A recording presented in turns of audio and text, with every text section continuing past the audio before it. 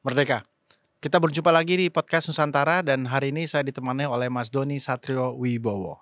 Mengapa? Karena hari ini saya akan membahas tentang penanggalan atau kalender.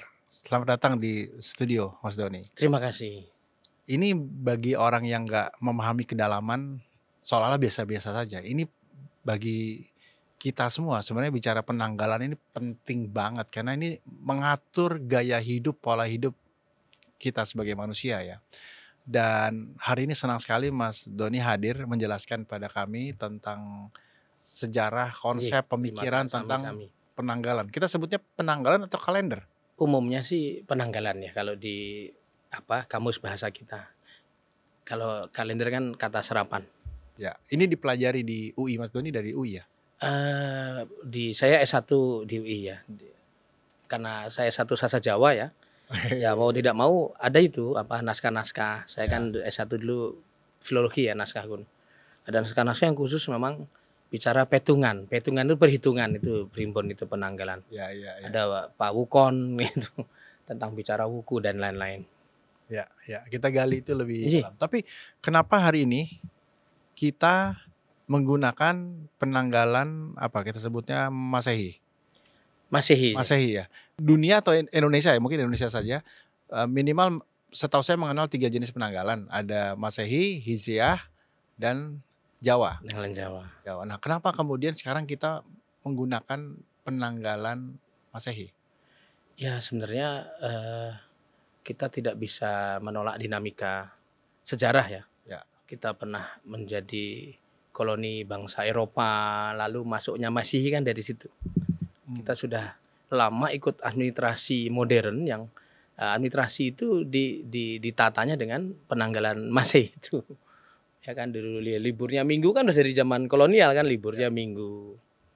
Lalu ikut tanggalnya, gajiannya kan dulu Amtenar ASN zaman itu kan digaji gitu. Jadi terus ya mau tidak mau karena kalau kita ambil sejarah ada masa di mana karena saudara kita di Bali kan menggunakan tahun Saka ya.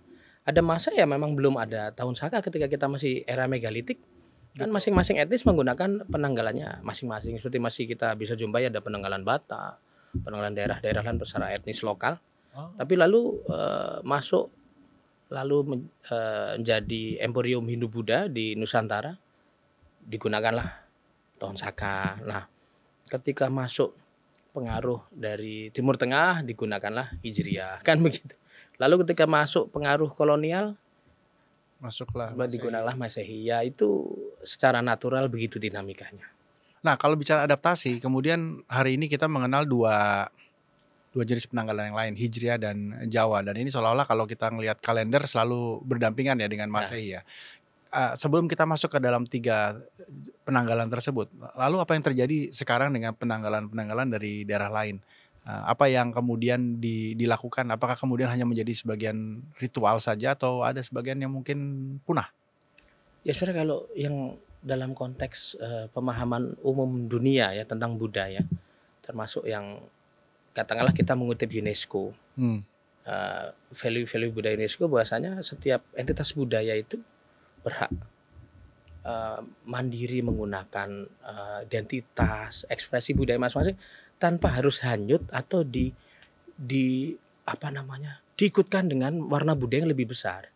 Artinya ya kita harus melindungi sekecil apapun entitas budaya etnis-etnis yang kita punya dari Sabang sampai Merauke jangan sampai punah, seharusnya kan begitu idealnya seyogianya. Nah, Ya. yaitu PR kita bersama, tidak bisa juga harus hanya pemerintah atau hanya ya termasuk kita di siaran ini kan dalam rangka mengangkat kesadaran itu juga. Dan itu sah-sah saja dong ya? Boleh-boleh saja ya?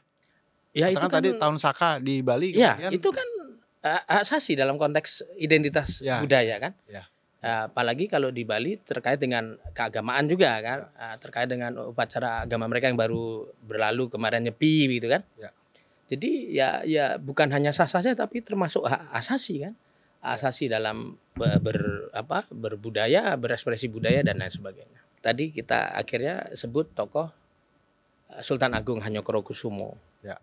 Ya dengan kekuatan politiknya menetapkan tanggalan baru yaitu tanggalan Jawa. Jawa. Angka tahunnya dituakan. Nah, itu dalam konteks ini ya, penggubahan ya. Angka tahunnya lebih tua dari Hijriah. Hijriah kan baru 14-an, 15 ya. Mau masuk 15 kalau 14 sekian gitu kan. Angka tahun Jepang malah 5 ribuan kan. Nah, tahun Jawa oleh Sultan Agung dibuat 19-an. Jadi digubahkan ini tahun sepuh, tapi mengambil konsepnya bulan karena tahun Hijriah kan Komariah dari siklus bulan, sedangkan yang lain seperti Masehi itu solar ya, jadi dia Samsiah. Tapi dibuat seakan-akan bukan tahun Hijriah oleh Sultan Agung. Ya itulah disebut alkulturasi kan. Dasarnya apa berarti? Keputusan politik budaya agar masyarakat tidak ada dualisme kan. Tidak bingung menggunakan Saka dan Hijriah bersamaan. Itu oleh Sultan Agung Hanyokrokusumo. Lalu bagaimana dengan Wage Pon Pahing? Oh ya, itu namanya Woro. Woro Atau Ware kalau di Bali ya, artinya keluaran. Keluaran itu sebenarnya Woro ini ada 10 jenis. Woro itu minggu, artinya siklus keluaran. Tanggal itu kan sebenarnya terlewati. Daun-daun tanggal. Daun-daun gugur juga atau kita buka baju menanggalkan baju. Tanggal itu satu yang sudah dilalui. Gigi copot, gigi tanggal. Nah, konsep Woro atau minggu adalah siklus yang sudah terlalui. Nah, sebenarnya ada Eko Woro, Dwi Woro. 1 minggu harinya 2. Mongo minep, buka tutup. Terus Triworo, Triwara kalau di Bali ya. Sampai catur apa. Nah, yang Wage Kliwon Legi itu yang disebut Poncoworo. Artinya 1 minggu yang harinya 5. Lalu ada sampai ke Hastawara, sampai ke Dasawaras.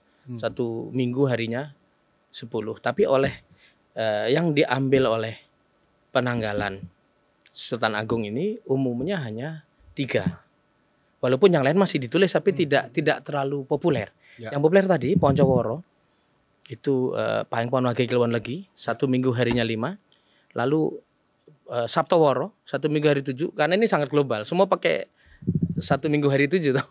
Bicara soal dampak ya setelah ini kemudian berjalan, apa kaitannya atau apa dampaknya yang signifikan dalam konteks budaya dengan konteks pertanian misalnya? Apa hubungan antara ketiganya? Apa yang kemudian mempengaruhi siklus kehidupan manusia khususnya masyarakat Jawa pada saat itu? Tadi yang kita sebut ada 3 woro yang masih dipakai. Itu ketiganya sebenarnya erat dengan dinamika hidup termasuk pertanian. Misalnya Pahing Pon Wage Kliwon Legi itu terkait arah. Terkait juga watak. Misalnya Legi itu ada di timur itu wataknya putih. Kalau di Avatar Eng tuh udara kan gitu. Itu kalau di konsep tasawuf mutmainah putih kan gitu. Lalu dari hari itu kondisi ekspresi jiwa apa yang orang zaman dulu lakukan. Lalu ketika Selasa dianggap itu karena di naftu ya hitungan numerologi Selasa itu sangat sempit angkanya, artinya energinya lemah. Jadi ketika hari Selasa itu agak longgar ke sawah juga tidak terlalu tidak terlalu ngoyo gitu. Ini penanggalan Jawa nih. Penanggalan Jawa. Makanya kalau toko-toko kuno itu tutupnya bukan Minggu, Selasa. Coba Mas pendek aja dari Senin sampai Minggu. Senin itu berarti apa? Kalau dari watak itu sebenarnya ya kalau berawal kan Minggu ya. Minggu itu hari pertama, Minggu itu matahari. Ya simbol matahari itu sebagai apa namanya? Awal. Ya awal penerang ya. Minggu bulan. Lalu Selasa itu Senin itu bulan ya, Mas. Senin itu bulan. Minggu matahari. Senin itu bulan, Selasa itu api. Pendek waktunya. Ya. Api itu kan energi kita sekali emosi, habis itu capek. Karena energi yang harusnya dipakai seharian keluar semua. Nah, Rebu itu tanah, bumi. Nah, biasanya orang memulai itu Rebu. Nanam Rabu. Iya, memulai sesuatu. Misalnya kiai-kiai kampung itu memulai awal pengajian buka kitab kuning misalnya itu biasa juga Rabu, malam Rebu bisa begitu. Kamis itu angin dan petir. Lalu Jumat. Artinya apa tuh? Jangan travel atau? Enggak, kita bicara energi aja. Intensitas yang harus dikontrol. Kan enggak ada yang negatif. tetap positif sebenarnya, tinggal dikontrol saja. Lalu Jumat itu bintang ya, Kartiko. Ya. Lalu Sabtu itu air. Nah Sabtu ini energinya besar sekali karena air itu kan tidak terbendung, mendorong. Nah untuk hajat besar orang juga bisa menghindari Sabtu. Karena seperti kalau di orang yang punya salju disebutnya bola salju menggelinding. Tapi kalau kita kan nggak punya salju, kita simbolnya air. Nah biasanya orang Selasa dan Sabtu yang agak longgar sedikit. Kalau Selasa terlalu energinya terlalu sempit karena api tadi kalau dibuka sekali kebuka langsung habis kan. Kita sekali marah seharian capek kita karena harusnya energi itu buat seharian dipakai 1 detik itu kan. Tapi ini filsafat Jawa dong ya berarti ya. Kita bisa bilang ya ini sebenarnya bagian dari kearifan ya, karena siapa yang ya bagian dari kekayaan folklore ya. Karena siapa yang memulai kita enggak tahu, yang ngarang enggak tahu. Terus banyak versi juga, kadang ada penambahan sedikit di sini sana. Tapi kan impact-nya sampai hari ini sangat terasa. Misalnya kalau kita tadi ya mau apa namanya, hajatan misalnya, syukuran, hajatan, itu biasanya mengikuti hari-hari tuh. Ya menghindari Sabtu biasanya. Betul. Nah, termasuk kan kadang ada hajatan juga di sawah, mulai nanam atau syukuran panen. Ya pertanyaan saya itu adalah apakah ini keyakinan atau memang kemudian seperti Feng Shui, ini sesuatu yang memang kalau dipelajari memang nggak boleh itu ada bangunan di atas itu gitu loh. Nah jadi sebenarnya kalau dalam konteks primbon ya, penanggalan ya, ini primbon. Bon itu kan sebenarnya kumpulan kitab-kitab ilmu-ilmu dalam konteks babon di kumpulan, dan itu semakin kesini semakin tebal. Karena dulu waktu kita belum kenal aksara Palawa dari India, kita masih orang lisan kan, memorize diingat. Tapi ingatan ribuan tahun kan ditularkan dari ayah ke anak ke cucu. Nah begitu ada tulisan baru dibukukan. Itu semakin tebal, semakin tebal. Begitu ketambahan Islam, ketambahan lagi yang pengaruh dari Timur Tengah. Nah, jadi sebenarnya konteksnya itu empiris. Empiris apa? Ilmu Titan. Titan itu empiris. Misalnya orang yang lahir Kamis dari zaman ribuan tahun megalitik sudah disampaikan orang kalau lahir Kamis biasanya gini. Nah itu dibutuhkan sama penerus. Oh iya benar kalau Kamis. Terus ditambah, oh ada tambahan. Nah itulah primbon semakin menebal dalam konteks empiris seperti itu. Perkara pembuktian ilmiahnya secara eksak ilmu positivisme tentu belum bisa ya. Tapi tentang bagaimana ekspresi budaya meniteni itu meneliti dengan seksama ya. Empiris ini itu kan menarik. Artinya kalau Rebo begini. Nah konteks itu kita nggak tahu kapan dimulai dan kita nggak tahu yang karena banyak sekali ya. Tapi itulah yang disebut ilmu Titan. Artinya ilmu yang dilihat dari empiris, dari meneliti secara seksama. Oh kalau begini tuh begitu. Terus sampaikan ke generasi penerus. Jadi sebenarnya yang ada di Nusantara, mungkin juga daerah lain di seluruh dunia itu sebenarnya konsep siklus itu sebenarnya folklore yang disampaikan berangkat dari ilmu Titan. Misalnya bicara musim kan, kalau musim begini nih ada angin ribut gini, itu kan Titan, empiris yang disampaikan berikutnya. Dan tidak perlu disaintifikan juga ya sebenarnya. Mungkin nanti anak cucu bisa. Jadi kalau kita bayangkan bisa sekaya itu ya, maksudnya sudut pandang pemikiran dan kadang-kadang dalam konteks folklore tadi bisa nggak, dan saya juga sering mendengar nih, dan koreksi kalau salah Mas Doni, kadang-kadang cenderung penanggalan Jawa itu lebih mistis gitu loh, lebih apa ya, lebih punya goibnya gitu. Ini kan tak kenal maka tak sayang ya. Karena ada kesalahpahaman, tidak difahami, jadi sehingga sudah ada antipati. Padahal kalau kita mau jujur, penanggalan yang Sultan Agung itu kan berbeda dengan tanggalan kuno yang sudah menjadi tanggalan Jawa. Itu banyak pengaruh dari khazanah thariqah ya, tasawuf, ada dari Satoriyah dan lain-lain. Sehingga kita akan banyak jumpai misalnya salah satu dari Neptu itu perhitungan angka tadi, Selasa Neptunya kecil, Sabtu besar, itu dari konsep itu. Lalu adanya Windu, Alif, He, Jim awal, Za, Zal, Ba, itu dari khazanah thariqah yang diakulturasikan. Artinya ya sebenarnya kalau kita bicara, apalagi kita bahas filologi ya, khazanah naskah kuno, filologi yang kekayaan naskah-naskah Torikoh itu, termasuk yang beberapa aku teruskan oleh yang Sultan Agung ke. Mas Doni tuh kalau baca merinding dong ya, kayak wah ya udah dipikirin gitu loh. Kalau saya yang ada hanya syukur, kita mensyukuri kemanusiaan kita ini, manusia kita kok bisanya seperti ini. Lalu kita merayakan ya kehidupan kita di dunia. Bayangkan dari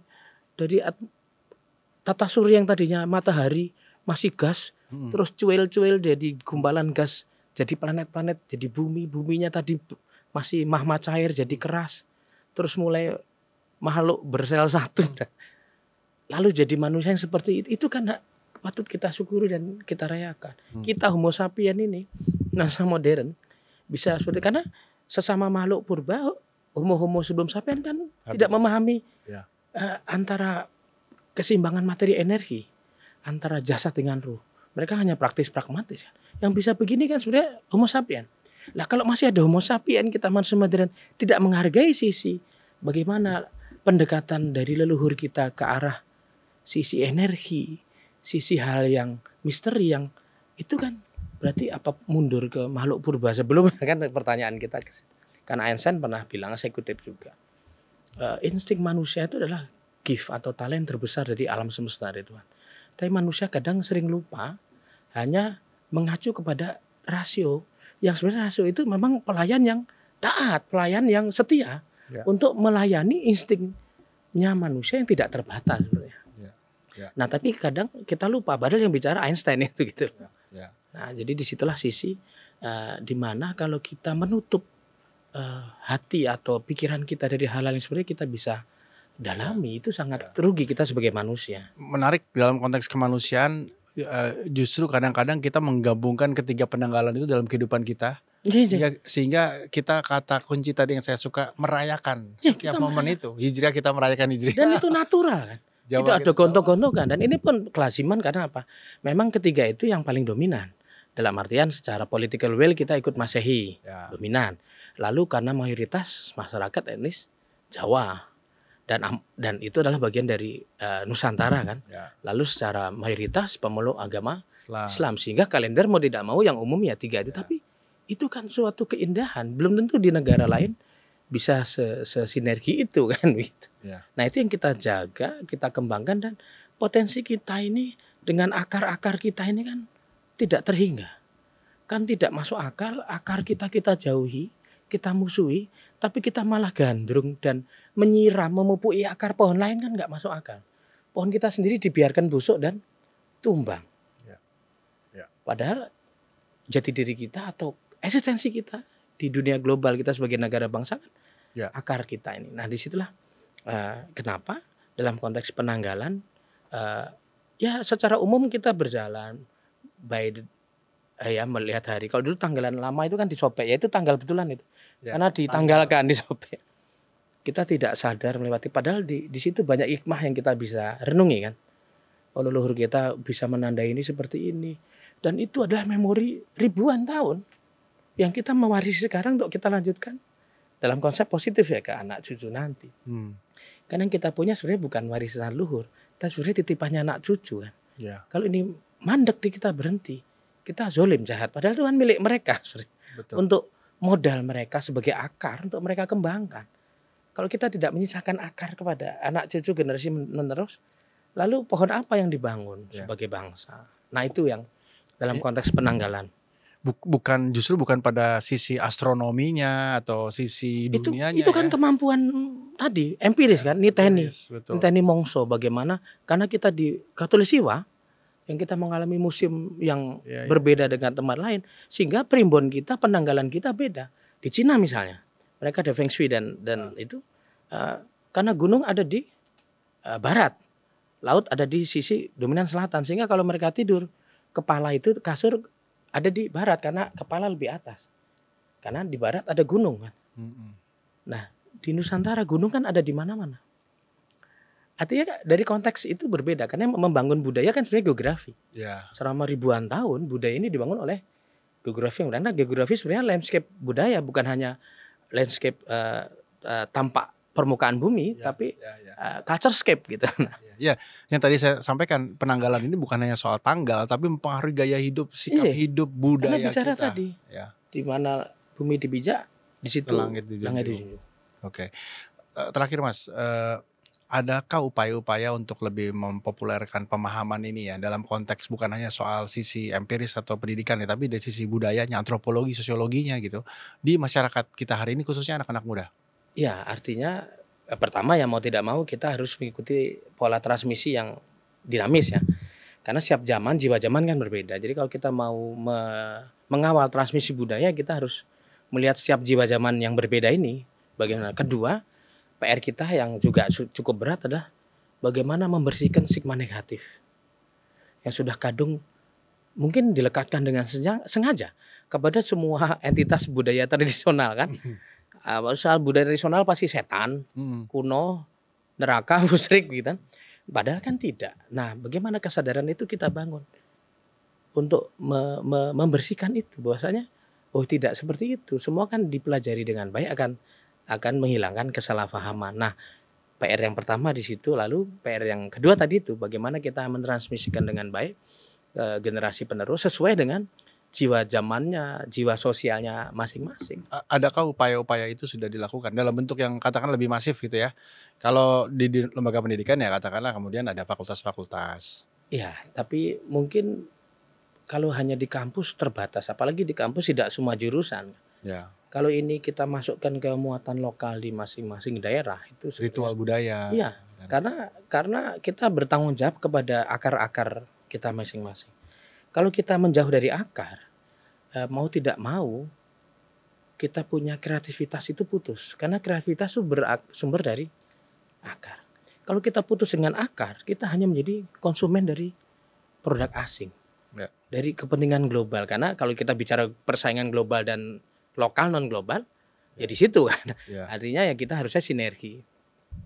Bukan kita menolak global, ya, tapi kita tidak tergerus, malah kita bisa memunculkan kekayaan kita kepada global. Kita menjadi produsen, ya. bukan hanya menjadi konsumen. Nanti bicara akar tadi itu. Betul, betul. Wah, ini diskusi dalam nih. Tapi begitulah faktanya. Nah, dalam konteks penanggalan kita akan melihat tadi kesadaran culturescape, bahwa tiap daerah berbeda, mengalami musim yang berbeda, mengalami kontur-kontur wilayah geografi yang berbeda, mengalami budaya yang berbeda. Nah, disitulah penanggalannya berbeda. Seperti tadi Pranoto Mongso, penanggalan pokoknya bulannya nggak akur. Ada yang cuma 11 hari, ternyata bicara musim. Ini musim hujan, ini musim ini. Di daerah lain kan enggak ada. Ya. Nah, itu yang erat dengan pertanian, salah satunya itu juga tadi. Ya. Mas Doni, terima kasih banyak. Sami-sami. Ini Yeah, sangat saya yang terima kasih. Kita berjuang bersama. ya kan. Iya. Ya tentu kita belajar banyak karena kami jarang membahas tentang penanggalan. Demikian diskusi kita tentang penanggalan dan seru banget, saya juga baru sadar bagaimana penanggalan itu mempengaruhi setiap perjalanan kehidupan kita di negeri tercinta ini. Terus membangun negeri, Anda bisa menyaksikan tayangan ulang kami di Podcast Nusantara di YouTube channel, dan Anda juga bisa mendownload, mengunggah tayangan-tayangan inspiratif kami lainnya hanya di Daai Plus. Podcast Nusantara, hidupkan cinta Indonesia.